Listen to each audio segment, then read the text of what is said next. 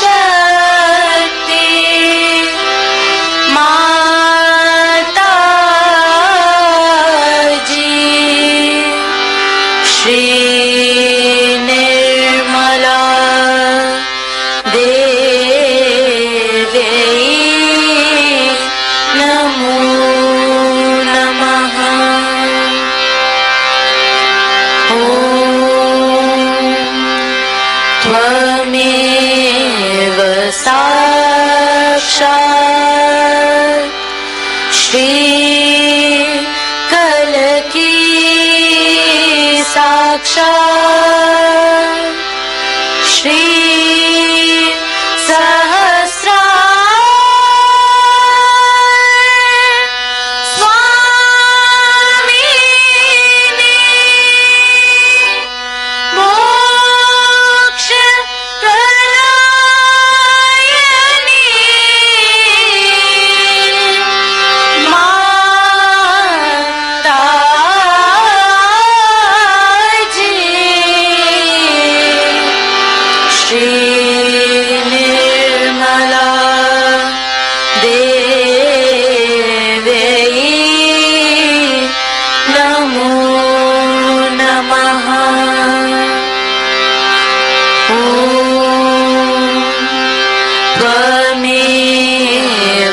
साक्षात् श्री गणेश साक्षात् श्री आदिशक्ति माता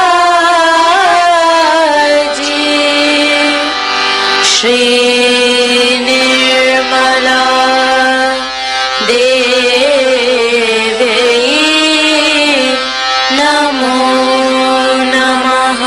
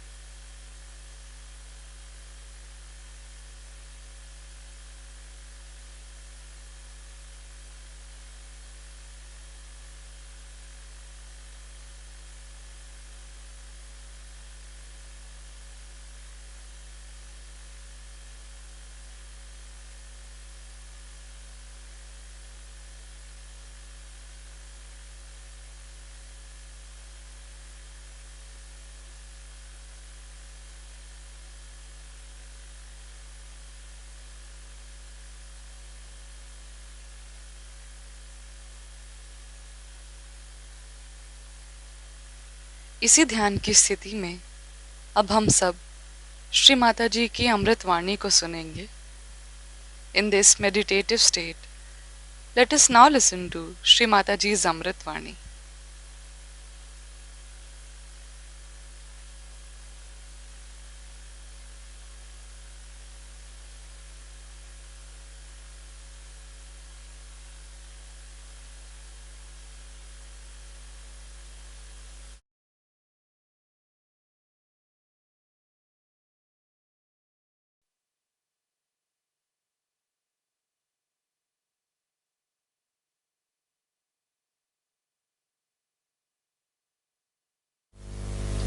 Today we are here to celebrate the resurrection of Christ. Resurrection of Christ has the greatest significance for all the Sahajogis, and we have to understand that He resurrected Himself so that we could resurrect ourselves. The message of His life is His resurrection and not His cross. He bore the cross for us, and we don't have to bear any more. I see lots of people having this drama going on. They are carrying the cross across to show as if we are going to do the job for Christ, as if He has left some work to be done by these people who play a drama. But all this drama is to deceive yourself and to deceive others. There's no sense in playing such useless things to show how Christ suffered. To make you weep and to make you cry, Christ did not suffer. He suffered that you should enjoy, that you should be happy, that you should lead a life of complete bliss and gratitude to the Almighty who has created you. He would never like you to be unhappy. Which father would like his son to be unhappy?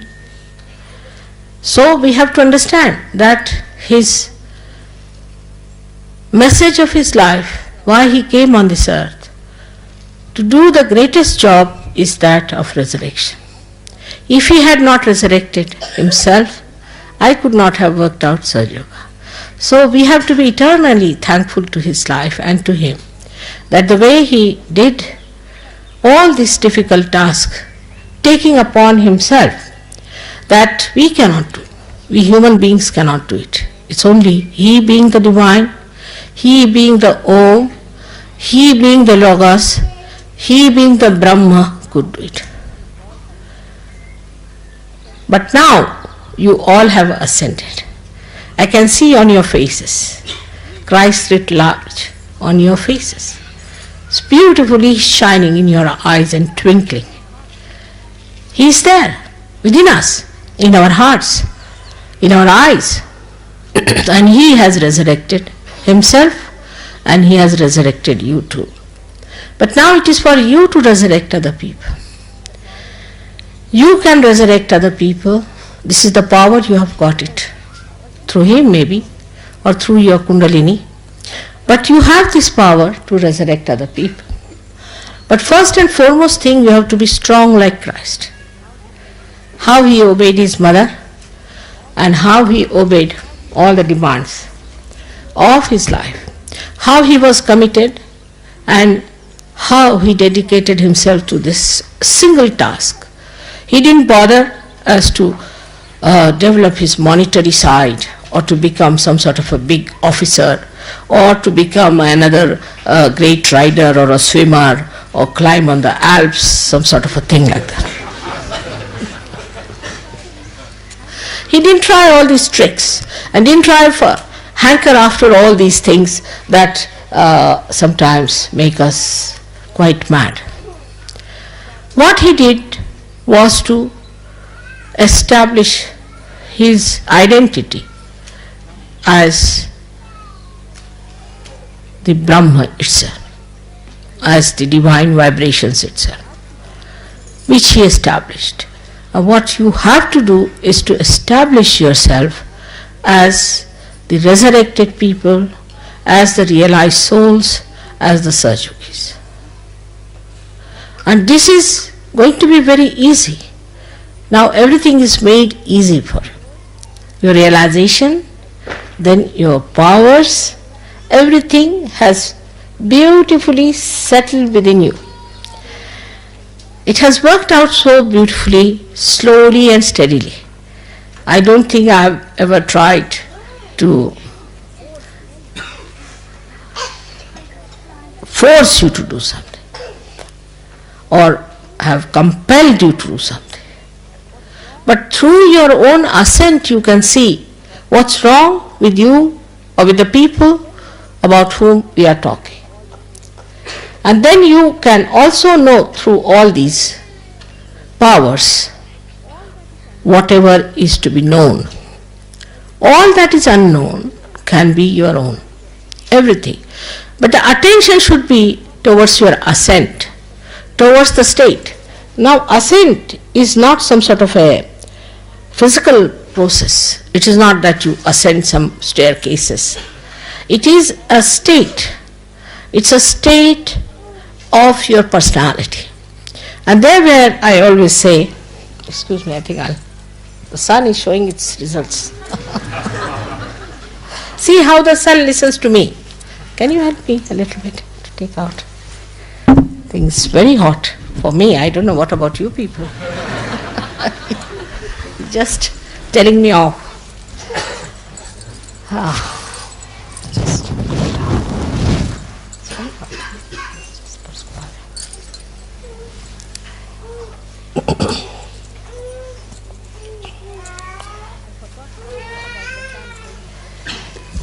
I forgot to tell you about the sun, so he's just troubling me. So I better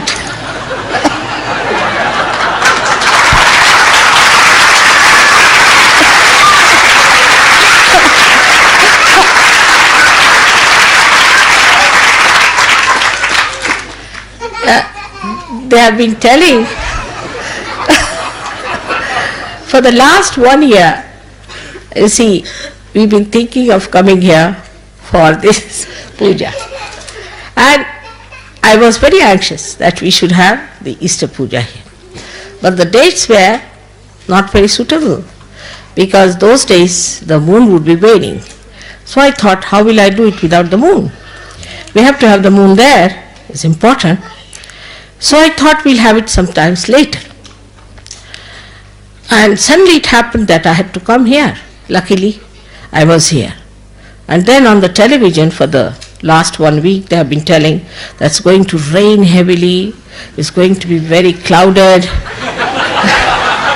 and the temperature is going to be very bad, and it's going to be very, very heavy rains.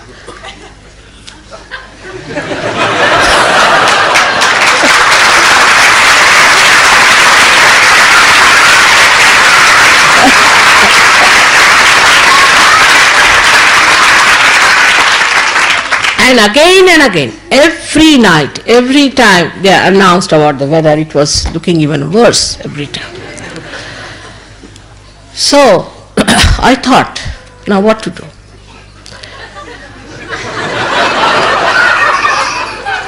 If you ask the clouds to move out, you have to have a tremendous breeze, and that may spoil your tent. So somehow or other, you see, I just told the clouds that you better move on to Newfoundland. Slowly, steadily, not with great speed. And they did it. And then the sun, which was very bright, came out. Early in the morning I saw him, red like my sari. So beautiful it was. We were all asleep, but I was awake very early. And I was watching the way it came up, just like my bindi, it came up. I saw it. I said, look at this sun. How obedient, how dedicated, how beautiful. Whatever it is, today is Mother's Puja, you have to have proper light, you have to have proper temperature. So look at the sky, look at everything. And then gradually it became pink like your faces. It's beautiful. It became pink, beautifully pink, and then now it's shining. I'm sorry, I should have given full tribute to the sun, the way he has acted. So that's why he's troubling me a little bit, just to remind me. So, as you know, the sun is this Agya Chakra. Christ resides in the sun. And in the body, in the being, he is the spirit. When he is the spirit, he is the moon. And when he acts on the Agya, he is the sun. Now, we have seen in his life that he was absolutely, spotlessly immaculate. He had no defects in him. He was a perfect personality. Then why did he want to resurrect? One can ask. What is in his time is the resurrection. His resurrection is like making the way through the Agya Chakra for all of you to pass through it. He was like the gate, or we should say he was the one who opened the gate for all of you. Because he was so perfect, he had no problems as we have of our chakras, our kundalini. He had no problems. But he was the complete compassion of, in the nature of vibrations. Vibrations became complete compassion. So much so that even when he was resurrected, and even before that when he was crucified, he said that, "Oh God, the Father, please forgive those people, because they do not know what they are doing."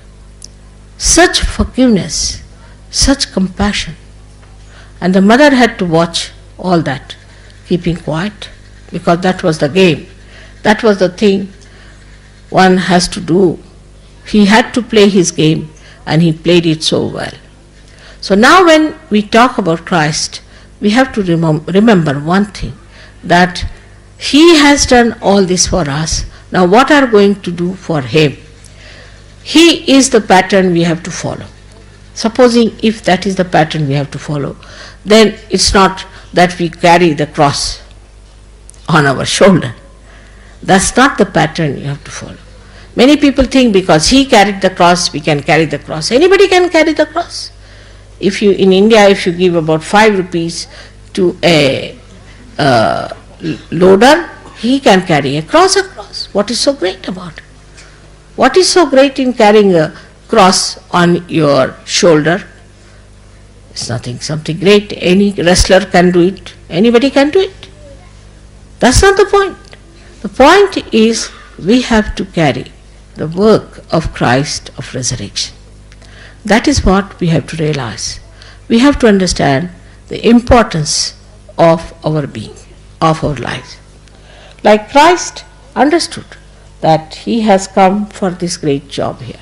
And though he came as a human being, though he came as an ordinary son of an ordinary carpenter, though on this earth he had a body and he lived like other human beings, still he knew what he had to do, he knew what he had to achieve, and he achieved it. I think his was the most difficult task which he achieved, and which he furnished it so well that today we are having all the benefits of that. Now, let us see if we have done something for Sahaja Yoga or not. We all should examine ourselves. What have we done for Sahaja Yoga? Not carrying the cross, I mean to say. Some people think when they travel in India and if they carry the luggage of people downward, they are carrying the cross of Christ. That's not the way. It's something very, very serious one has to think about.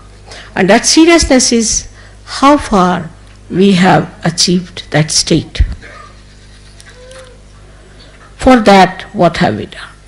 And a simple thing I've been asking all of you, you have to meditate every day. All of you have to meditate every day. But somehow, nobody has time to meditate. We are having these watches just to know that we have to meditate. Not for anything else. Our lives are for meditation. You need not spend all your 24 hours, but you have to meditate. Every day you must meditate. If you meditate, your children will meditate. And meditation is such a simple thing for you, made so easy, that all the elements you can see, work it out. All your chakras are made of different elements. And when you clear out with a different style, you know all the methods and the techniques of Sahaja Yoga. With that, when you clear out these chakras, when you clear them out, you are absolutely free, absolutely at that stage where you have to be. But if you do not do this much even, is to meditate, is going to be very, very difficult for me and for you to achieve for which you have come on this earth. It's a tremendous task that I have taken over, I know that. But I know how to do it. And you also know how to do it. But the trouble is, you get entangled into your different conditionings. Now by now you must have realized all these so-called religions, in anybody's name, whether it is in the name of Islam, in the name of Christianity, in the name of Hinduism, in the name of Sikhism, all this is falsehood. It has no truth in it. They have all tried to use it for their own purposes. There's only one truth, and that is all these great prophets and all these great incarnations came on this earth for your ascent and not for establishing those religions who are just interested in money. In these religions also you'll find there are people who are either left-sided or right-sided. There are some religions which preach, oh, you should be very, very strict. You should not do this, you should not do that, you should not drink, you should not smoke. There are some who say you should not marry, you should not look at women, you should not look at men. All kinds of restrictions. Even in Hinduism you will be surprised. There are so many restrictions. If you see the amount of superstitions that exist, and that are created by Brahmins in India. You'll be shocked. For everything there's a superstition. If you walk with your left hand ahead, that means this. If you walk with your right hand, then that means this. If you sit like this, that means that. Everything, they have made a human being into a machine, and there's no spontaneity about it. All kinds of absurdities there are in Islam too. But when we find them in a free place like England, where there's complete left-sidedness, where you can do what you like, still you are a Christian. You drink is all right. You have 10 wives is all right. You have 15 keeps is all right. Anything you do is all right as long as you go to church and pay money. So there's nothing, you see, especially from the Protestants, that's the religion I was born in, where everything is allowed. Now when we come to this kind of a thing, what is the Christian religion is, then comes to that, if you ask them the road, they'll tell you which way to go. That's Christianity. It's coming to that end. Now, all these religions either are indulging into the right side or onto the left side. Some people like the left side and some people like the right side. I will tell you the story of a priest. I went to see him in Russia. I think I have told it to some people before. I went to Russia, and the Russian people asked me, what would you like to see? So I told them I would like to go and see some churches. He says, all right, very good, we'll take you to a church. So they took me to a church, and it was about that Greek Orthodox church, you see, and a black order which is supposed to be the highest. I don't know how they call it. So went inside. The priest said, all right, today I'm sorry, you see, we cannot offer you meat because our fasting is there, but we'll have lunch. So we had a very sumptuous lunch and all that. But the priest was only busy drinking because it was fasting, so drinking is allowed according to them. So he was drinking and drinking and drinking. He drank so much that he forgot that we were there. We were supposed to be VIPs. You see, just lost himself into drinking. So we thought better now have an honorable retreat, you see. So we got up and walked out of that place, and this fellow didn't even come to wish us. And these officers, the Russian officers, didn't drink, didn't do anything, and they were laughing and laughing. He said, see now, this is Christianity. That's why we didn't want to take to Christianity. So I said, but see, that's not Christ. They said, that's true, but what is these people are saying, is it Christianity? I said, it's not. Now, this gentleman, you see, was supposed to be the highest person in spirituality living in Russia. So they told me a story about the Tsars. You see, Tsars wanted to have some religion because they thought everybody is having a religion, we have no religion, must have some religion. So they sent for some people, and the people who came forward were Catholics to begin with. So the Catholics said, all right, you can drink in Catholic religion. I don't know how they got this idea, but it's all right. Catholic religion you can drink, but you cannot have more than one wife. The Tsar said, no, that's not possible. We have to have many Tsarins, you see, for different purposes, so we can't have that religion. So they cancelled it. So then the Islam, you see, that time I think there were no Hindus available. Thank God. They had the Islam people went, and the Islamic people said that, no, all right, you can have 5 wives, it's all right, but you cannot drink. They said, that's impossible. How can we follow Islam? That's not possible. So it's cancelled. So these Orthodox people, you see, the word Orthodox, remember that, they came. They said, no, we are just in the center, you see. We don't mind if you drink, we don't mind if you have many wives, we don't mind. Only thing is, you have to pay us well. Tsar said, all right, that's good, let's have this religion. And that's how they had this religion there. So this is the situation of the religion today. All these religions have become sort of deformed statues, good for nothing. So now the inner religion within us is the Sahaja Dharma, which has to be fully followed. Now I told, say in India, that now you are all become Sahajas. The story is like this, that there was a villager who became Christian. So he came down to Allahabad to become Christian. So he told them that you have to give me a big name because now I'm Sahab, you see, I'm become Englishman, so you better give me a big name. So what name you want? They said give me the name of Alexander the Great. So they called him Alexander. But his name was Blondie, you see. His real Indian name was Bhura. So they called him Alexander Bhura. So Mr. Alexander Bhura came to Allahabad and went to the river Ganges for having his bath. So the priest said, the pastor, he said, you can't do that. He said, why? Why can't I do that? He said, no, you can't go and have bath in the river Ganges because the Christianity will drop out, you see, if he goes and has bath in the river Ganges. So this you can't do. So Alexander Bhura said, if I have become Sahab, I have become an Englishman, that doesn't mean I have given up my religion.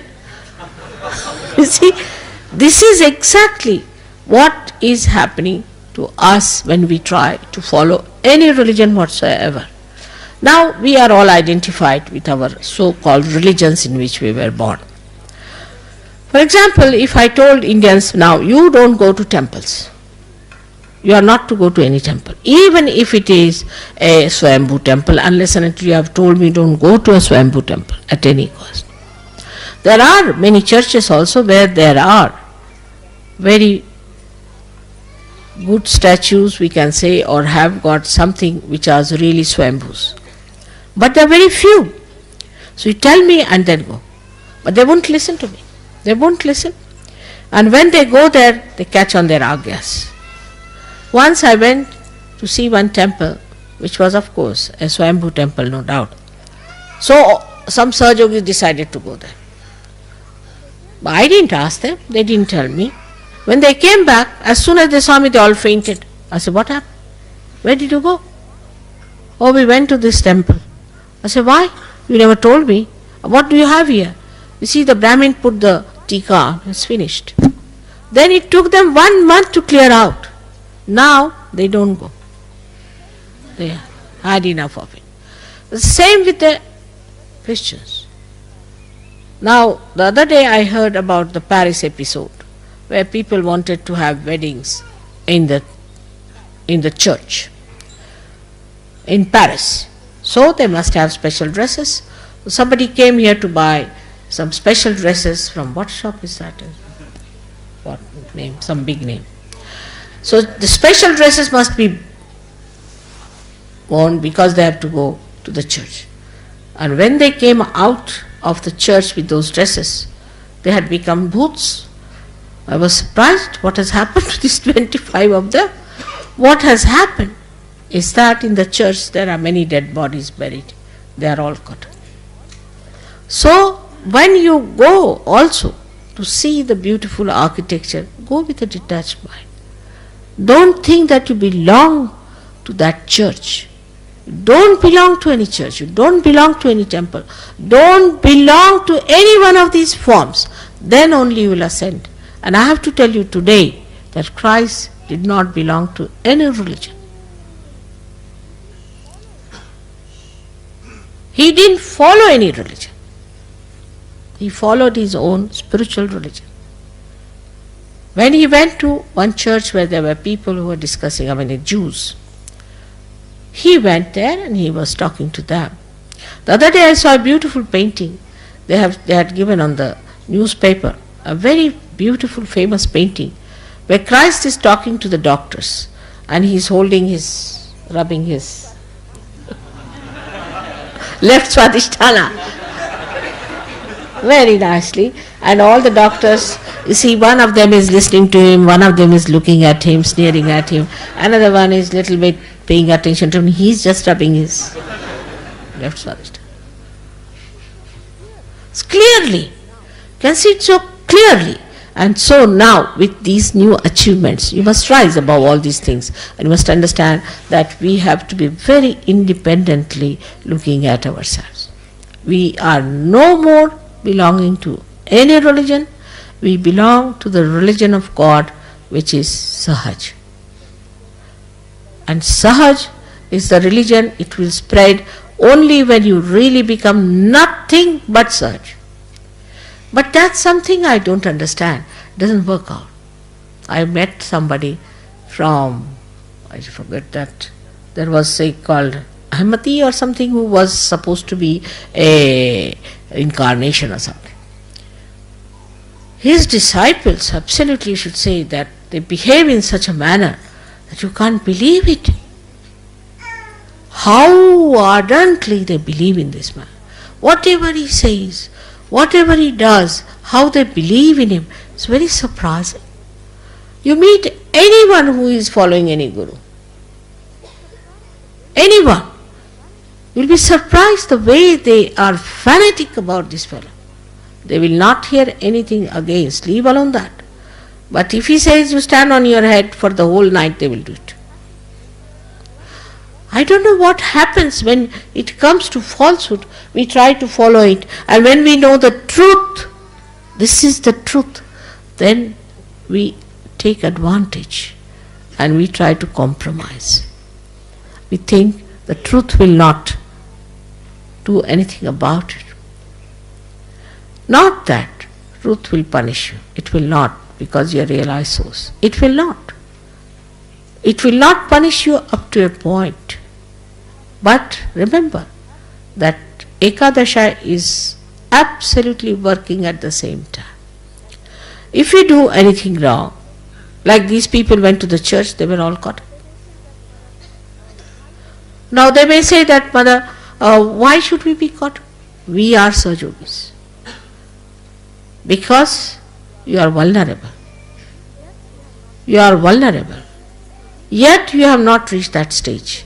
If you reach that stage, then when you go there, all the church people will come out of the church and run away. They will start shaking before you. They will not know what has happened. I have seen when I enter into any church, all the candles start going chak chak chak chak chak chak chak. And people start wondering what has happened. Even when they are having a dinner or something and there is a candlelight dinner, I am surprised the way every candle starts flickering.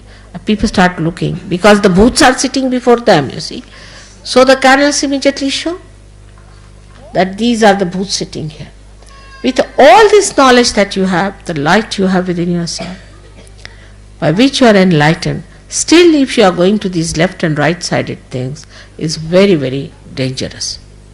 We see that also today. I must tell you about the part that is politics. In politics also these people have developed two types of theories. One is left-sided, one right-sided. The left-sided theories are democratic, where you can indulge into anything you like. It's an individual that is important. The individual indulges into everything and you should not stop him from doing whatever he likes. He's an individual.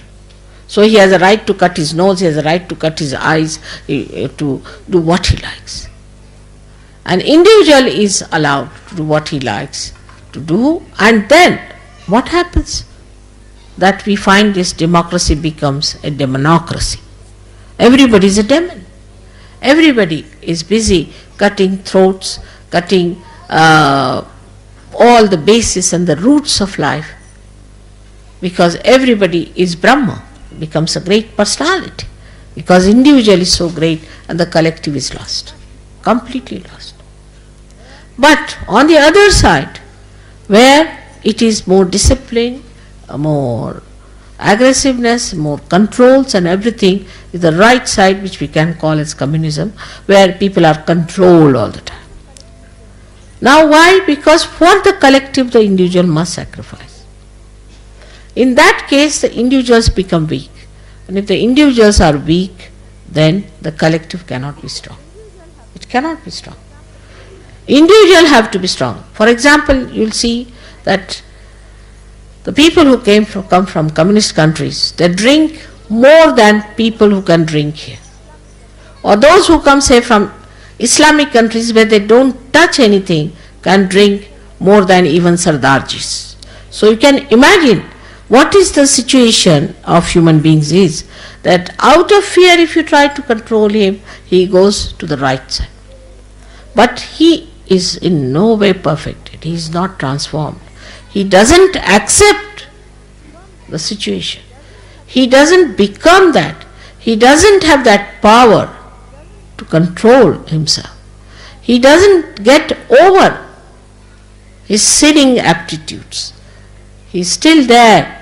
As soon as he gets a chance, he falls into it. So that fails. So the individuals are weak in that case.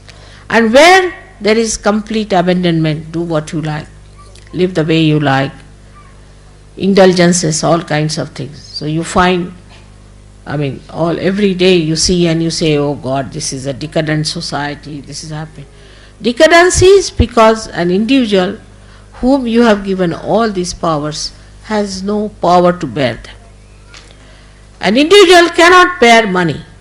He cannot bear power of any kind. He cannot bear love. He cannot bear kindness. He cannot understand peace because he is still an individual. But when an individual becomes the collective, this is the ascent through the central path.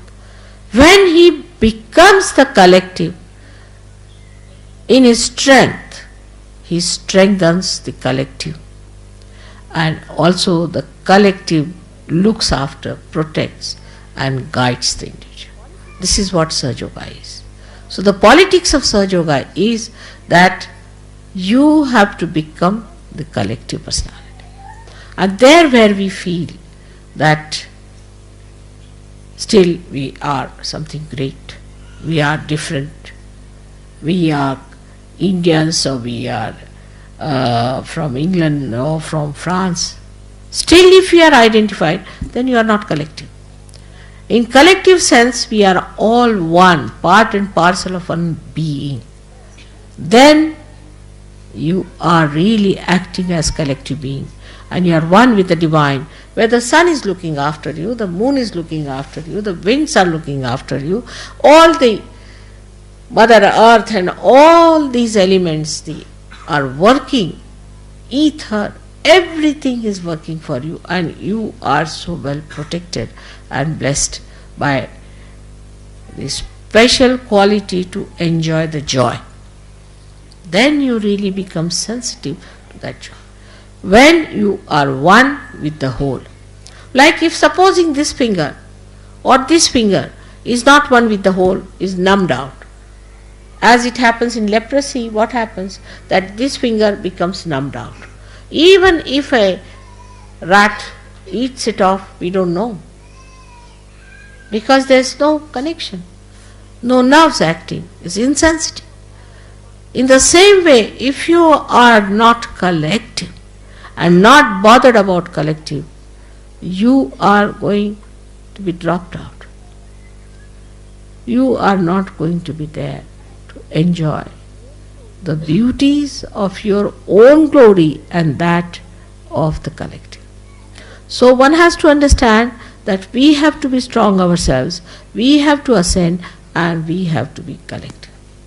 It's very easy to find out faults with others. Very easy to find faults with the leaders. Very easy to find faults also with Sahaja Yoga, sometimes with me. Better find faults with yourself. The rest I'll look after. First you just find faults with yourself and try to understand others and love others and enjoy the company of others. This once you decide that we have to enjoy, I tell you, it's so spontaneous. Just this decision, this faith within you that I'm going to enjoy now my spirit. I'm going to enjoy the collective within me, that's the spirit. Just this decision itself will give you the power to enjoy. But decision should be firm.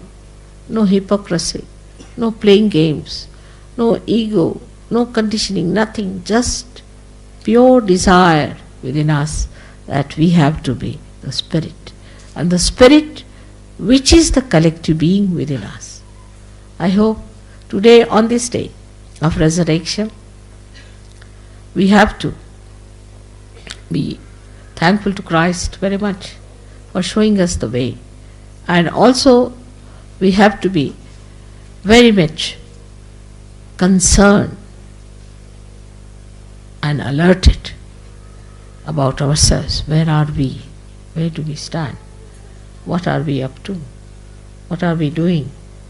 What is our responsibility? What is expected of us? Why all these blessings are given to us? There's no sacrifice in such work. No sacrifice. Nobody wants you anything to commit or to do or to membership or anything like that. I think it's my commitment, as I said, that God has the commitment, but you also have one commitment, that your desires should be pure. That's the only thing, that let my desire be pure. No impurities of any kind should work it out. As Christ had his desires so pure, and that's what he achieved, I'm sure you all can achieve a lot in your life. Today is my 65th birthday. Now imagine, I'm 65 years of age. And at this age, most of the ladies, you see, just, I don't know what they do. So, now you must come up and work out everything as far as possible, thinking that we all have to stand up. Now the children are coming up, they are also going to stand up. You are all looking younger to me and younger to me. Every day I see you look younger. Sometimes I don't even recognize you the way you look younger. And I think, is he the son or is he the father?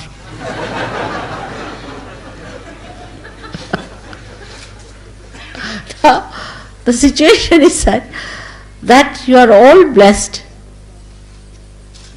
You've got jobs, you've got everything, and everybody tells me whether this is what has happened, that has happened, everything. Now, so what? These are temptations, be careful. This is not what you wanted. What you wanted is the state of that complete faith within yourself, where you don't have to ask nothing. Everything will work out. Everything will work. It works. That's the point is.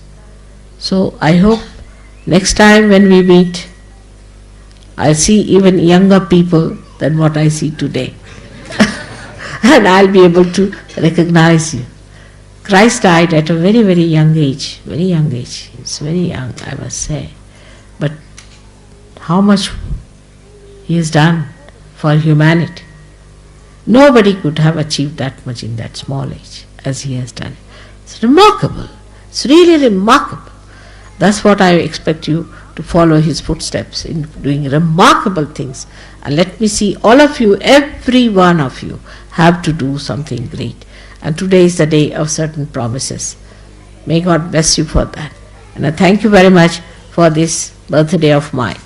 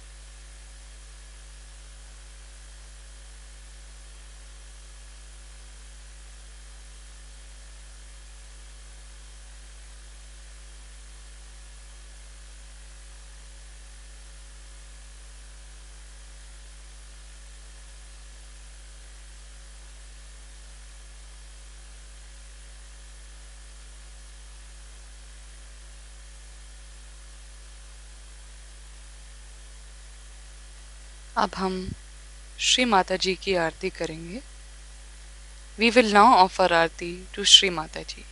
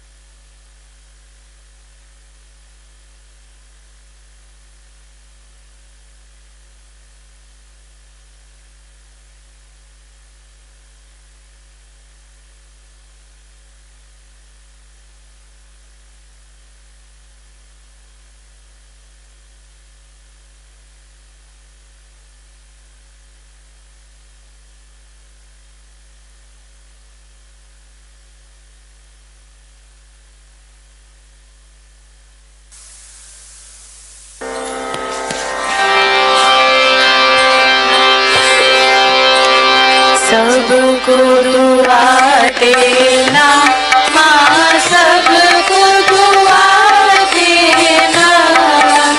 जय निर्मल माता जी, जय निर्मल माता जी। दिल में सदा रहना माँ, सबको दुआ देना, सबको दुआ देना माँ, सबको दुआ देना। जय निर्मल माता जी, जय निर्मल माता जी। दिल में सदा रहना माँ, सबको दुआ देना। जग में संकट कारण कितने लिए अवतार माँ, कितने लिए अवतार। विश्व में तेरी महिमा, विश्व में तेरी महिमा।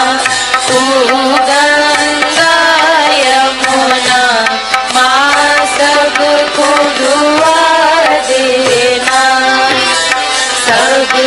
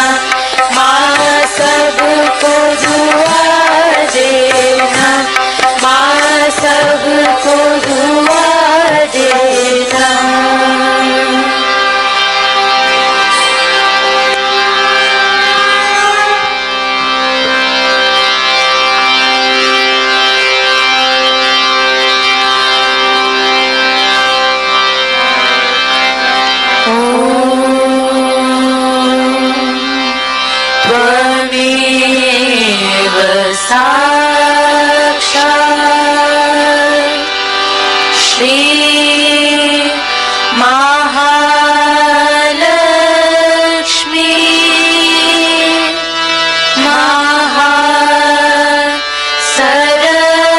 सरस्वती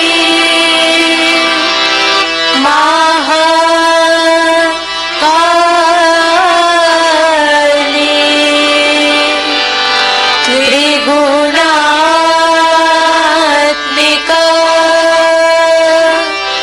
कुण्डलिनी साक्षात् श्री आदिशक्ति माताजी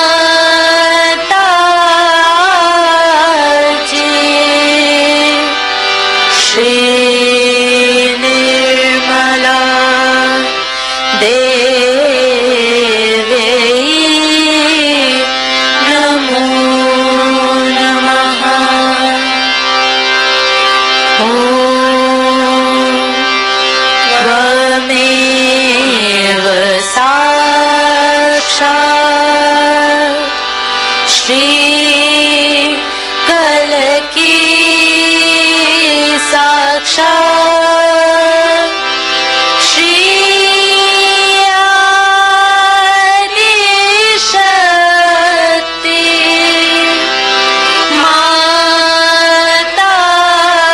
माताजी श्री निर्मला देवी नमो नमः। ॐ त्वमेव साक्षात् श्री कलकी साक्षात् श्री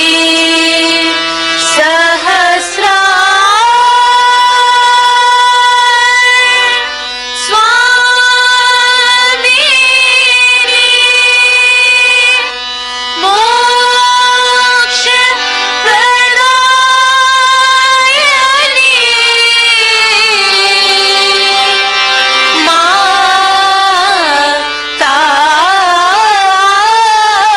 माताजी श्री निर्मला देवी नमो नमः। श्री निर्मला देवी नमो नमः। श्री निर्मला देवी नमो नमः। बोलो श्री आदिशक्ति माताजी श्री निर्मला देवी की जय।